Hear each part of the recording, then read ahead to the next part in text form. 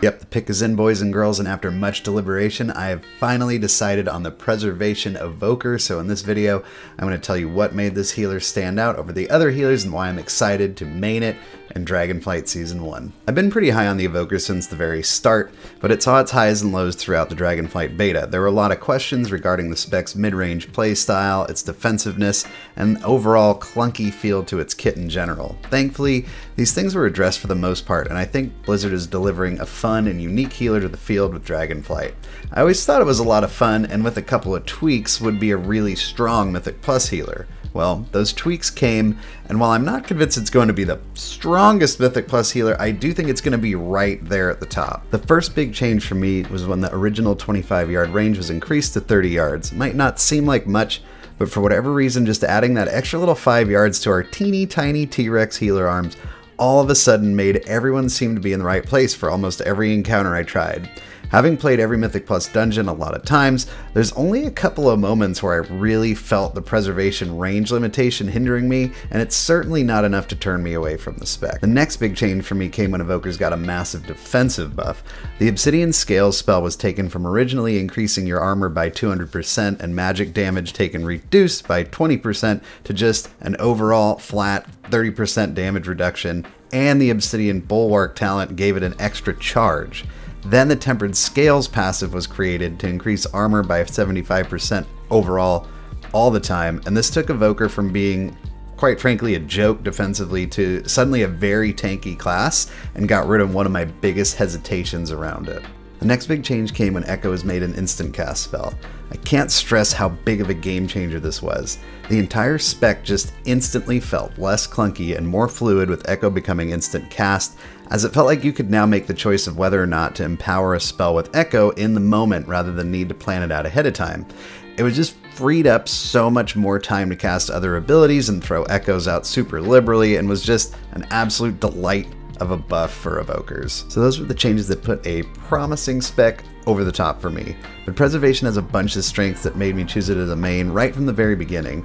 As a player who focuses primarily on Mythic Plus and pugs a lot of keys, I was never really concerned with Evoker's raid performance too much. I just felt like Preservation was too good to pass up for my particular playstyle and goals, so here's why. I feel like the Evoker healing profile just fits the way damage goes out in Dragonflight dungeons to a T.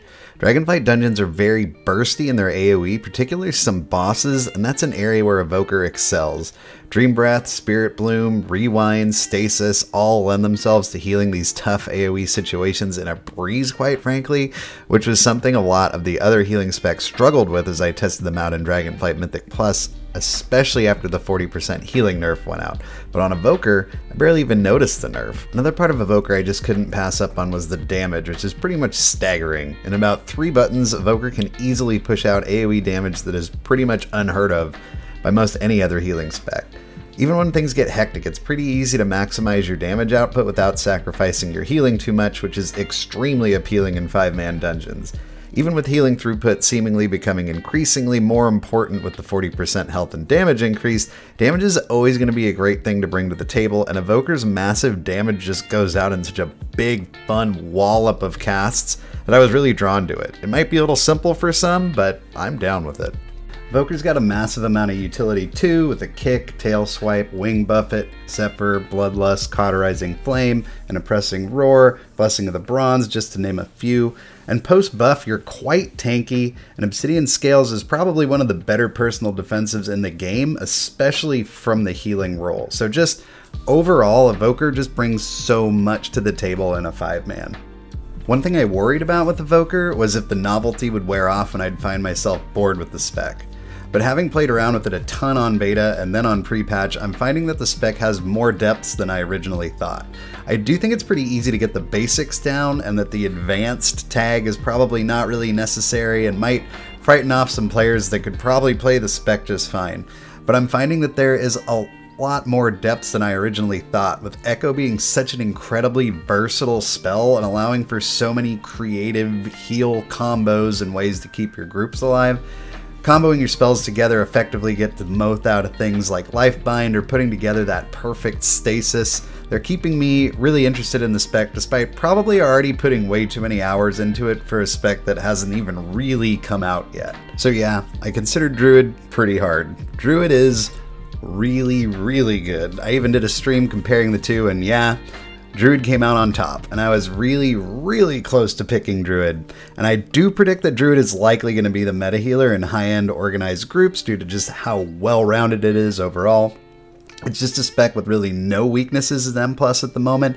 Don't underestimate that 3% verse buff it brings to the table either. The only way I see Evoker taking the lead spot is if its damage is just so high that it can't be passed on. I guess time will tell.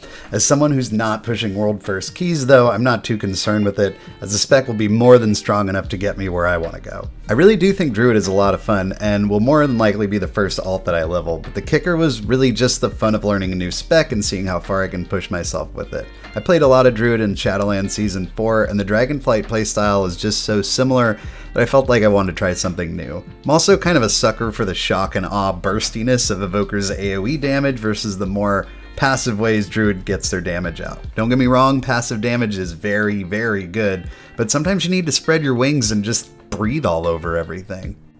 Alright, so my pick is in, but what about you? What are you going to main in Dragonflight Season 1? Why'd you pick that spec? I'd love to hear from you guys in the comment section. As always, if you made it this far, I'd appreciate a like on the video. Subscribe to see more from me on the channel, and you can also check me out live right here on YouTube, Tuesday, Thursday, Saturday, 9 p.m. Pacific. Love to see you there. Catch you in the next one. Happy healing.